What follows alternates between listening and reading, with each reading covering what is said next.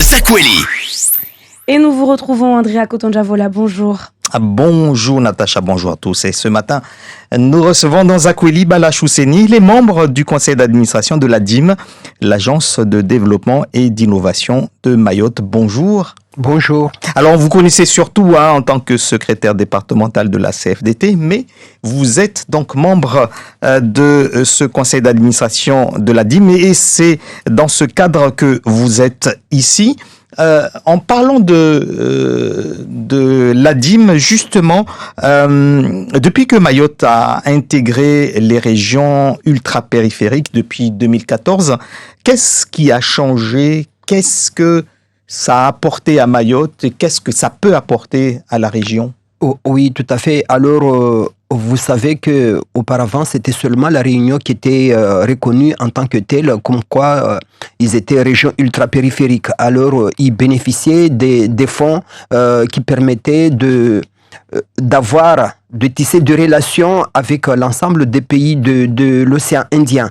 Mais nous, depuis 2014 que nous avons intégré les régions ultra-périphériques, nous avons également notre part de gâteau par rapport aux fonds qui étaient alloués pour les régions ultra-périphériques et ça nous a permis d'obtenir 12 millions d'euros pour que nous puissions tisser des relations également dans les pays frontaliers. Je peux parler des Comores, je peux parler de Madagascar, je peux parler de la Tanzanie, Mozambique et Kenya, ainsi de suite.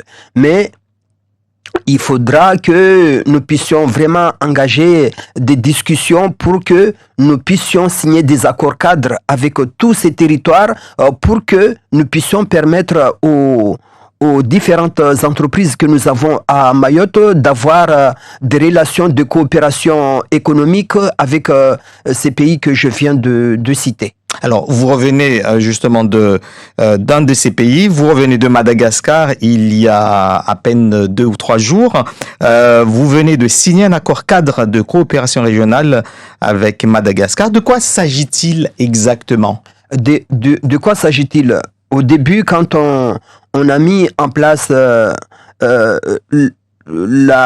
la région ultra-périphérique à Mayotte, où on a permis à Mayotte d'intégrer, cela a été synonyme comme quoi qu'ils puissent avoir la possibilité de signer des conventions avec ces différents territoires pour qu'ils puissent échanger dans le cadre économique. Mais par contre, pour que nous puissions concrétiser cette demande, il faudrait que des accords cadres soient signés dans ces différents territoires. Alors, c'est ce que nous avons fait il y a pas très longtemps, c'était le 10 mai dernier que nous avons signé cet accord cadre avec la CCI de Madagascar, France-Madagascar, parce que nous avons une CCI qui est composée par rapport à des opérateurs économiques français qui se sont installés à Madagascar, qui sont gérés par l'ambassadeur. Il y a un chargé de coopération à Madagascar. C'est la raison pour laquelle nous pouvons avoir des opérateurs économiques français installés à Madagascar. Alors, quand on est parti là-bas, nous avons signé cet accord cadre avec le président de la CCI France-Madagascar et permettre à l'ensemble des entreprises qui étaient dans cette délégation d'avoir la possibilité de prospecter et voir comment faire pour pouvoir réaliser enfin cette rêve. Alors, mais qu'est-ce que ça change? On a parlé depuis des années de coopération régionale avec Madagascar. Qu'est-ce que ça change maintenant? Est-ce que la coopération régionale dont on entendait parler il y a encore 5-10 ans n'est pas la même que celle que vous risquez de réaliser maintenant? Aujourd'hui, je peux parler comme quoi que nous avons pu concrétiser le rêve tant attendu par tout un chacun. Et du fait que nous avons pu signer cet accord, il faudra que nous puissions accompagner pour que nous puissions concrétiser la mise en place d'un moyen de transport maritime. Et il y a une compagnie régionale maritime qui sera mise d'ici la fin de l'année mise en place par le conseil départemental. Alors, j'espère que une fois que ce bateau il sera livré, on pourra permettre à tous ceux qui veulent acheter à Madagascar ou dans les autres pays d'avoir la possibilité d'affréter leurs produits sans qu'il y ait quoi que ce soit comme problème. Est-ce que ne se posera pas toujours ce problème lié aux normes européennes? Oui, effectivement, ça c'est quelque chose qui est vraiment indispensable. Mais par contre, nous devons discuter au préalable avec les différents partenaires que nous pouvons avoir pour leur expliquer comme quoi que si nous voulons avoir la possibilité d'importer, il faudrait que eux ils puissent respecter les normes européennes, pratiquer surtout de l'agriculture biologique. Mais moi, je ne vais pas seulement parler de l'agriculture, mais nous avons beaucoup d'autres domaines tels que dans les voyages, dans l'énergie, dans l'éducation, dans la santé.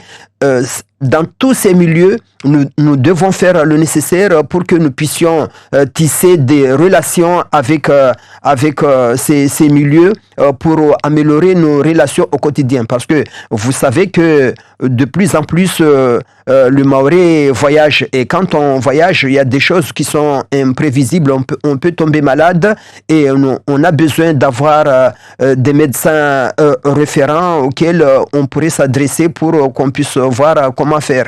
Alors, c'est raison pour laquelle nous avons fait le nécessaire pour avoir la possibilité de rencontrer des médecins et leur expliquer notre objectif que par rapport au rétablissement de la coopération économique, nous avons besoin également d'avoir de la coopération sanitaire. Est-ce que justement, à partir de maintenant, des entreprises, des opérateurs économiques de Mayotte sont sollicités? Est-ce qu'ils savent les opportunités qu'ils ont désormais par rapport à ce que vous êtes en train de mettre en place? Oui, il y avait une délégation de 9 entreprises qui nous ont accompagnés et ces entreprises étaient parties là-bas pour qu'ils puissent prospecter. Et je sais que ils sont rentrés avec beaucoup de satisfaction. Et j'espère qu'une fois que ce liaison maritime il sera assuré, ces entreprises pourront avoir la possibilité de concrétiser tout ce qu'ils ont entrepris avec leurs homologues malgaches. La Réunion est une région ultra-périphérique depuis bien avant Mayotte. La Réunion a déjà tissé des relations économiques avec Madagascar. Est-ce que ça ne risque pas de poser des... Oui? Non, je ne pense pas que... parce que nous, avec Madagascar, nous avons des liens culturels, familiales et aujourd'hui religieuses également. Et aujourd'hui, c'est les liens économiques qui restaient à pouvoir compléter ces relations de bon voisinage que nous avons avec eux. Alors, je ne pense pas que la Réunion pourra peser pour qu'ils puissent empêcher à ce que les entreprises de Mayotte aillent prospecter à Madagascar et obtenir la possibilité de coopérer avec les entreprises malgaches.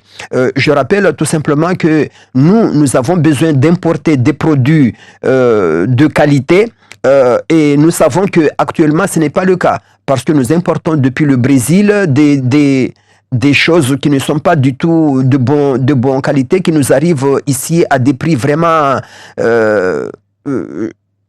très très chers.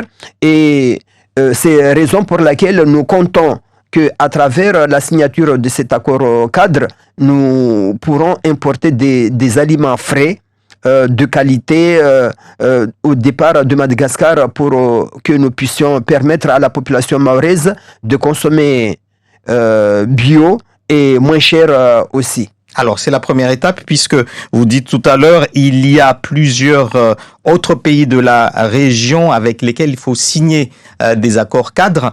Il y a des relations difficiles en ce moment avec les Comores, on le sait. Mais est-ce que les Comores font partie des pays avec lesquels on pourrait signer un accord cadre de coopération économique régionale? Oui, effectivement, c'est le cas. Mais par contre, nous n'allons pas nous attarder immédiatement là-dessus, mais on laissera la situation se calmer, et à partir du moment qu'ils acceptent de venir signer cet accord cadre avec Mayotte, ça voudra dire que là, ils reconnaissent la légitimité de Mayotte, et puis non. Et pour quelle raison on ne pourra pas signer cet accord cadre comme nous devons le signer avec tous les autres pays frontaliers. Et là-dessus, il n'y a pas du tout de souci pour ça. Quelle garantie est-ce que vous avez, Bala Chousseni, que cela va désormais marcher? Quelle garantie? C'est la volonté des acteurs économiques. À partir du moment des acteurs économiques et politiques aussi. Parce que je vais vous dire que nous avons eu la surprise de la visite du président Benissa, qui était venu nous rendre visite dans notre stand à Tana. Et il était venu avec un ministre du transport. Alors tout ça, ça c'est les signes qui montrent comme quoi que nous allons obtenir la possibilité de concrétiser. Et quand on est venu à Majenga aussi, nous avons rencontré le président de la CCI, nous avons fait la visite du port, nous avons rencontré le gouverneur, nous avons rencontré le consul honoraire. Et par rapport à toutes ces personnalités, j'en suis sûr, ils nous ont montré comme quoi que eux, ils ont envie. Est-ce qu'on a un calendrier pour les premières, on va dire, relations commerciales concrètes qui vont se mettre en place? Le calendrier, je ne peux pas le définir là de suite, mais nous devons reprendre les discussions. On ne doit pas du tout arrêter à discuter avec les différents partenaires que nous avons pu rencontrer pour que nous puissions susciter l'envie de rétablir jusqu'à ce que nous puissions obtenir le moyen de transport. Parce que c'est ce moyen de transport qui risque de tarder un tout petit peu les choses. Mais à partir du moment que nous pourrons l'obtenir, je pense que ce sera chose faite. Alors, on a parlé tout à l'heure donc des domaines sur lesquels cette coopération pourrait commencer. Vous parlez donc de l'économie, mais à l'intérieur de cet échange économique, il y a quoi? Il y a quel genre de produits? Vous parlez un petit peu de l'agriculture, mais est-ce que c'est seulement l'agriculture ou est-ce qu'il y a d'autres produits? Non, c'est pas seulement dans le domaine agricole que nous avons entrepris des tractations, mais il y a beaucoup de filières, d'autres filières telles que dans le domaine de l'énergie renouvelable, dans les voyages, nous avons environ 7 domaines dans lequel nous pouvons coopérer avec les entreprises malgaches et permettre les échanges, d'améliorer la vie au quotidien dans les deux territoires. Merci beaucoup, Bala Chousseni, d'avoir été l'invité de Zakweli. Merci à vous, André, à votre invité du jour pour cet échange en Zakweli.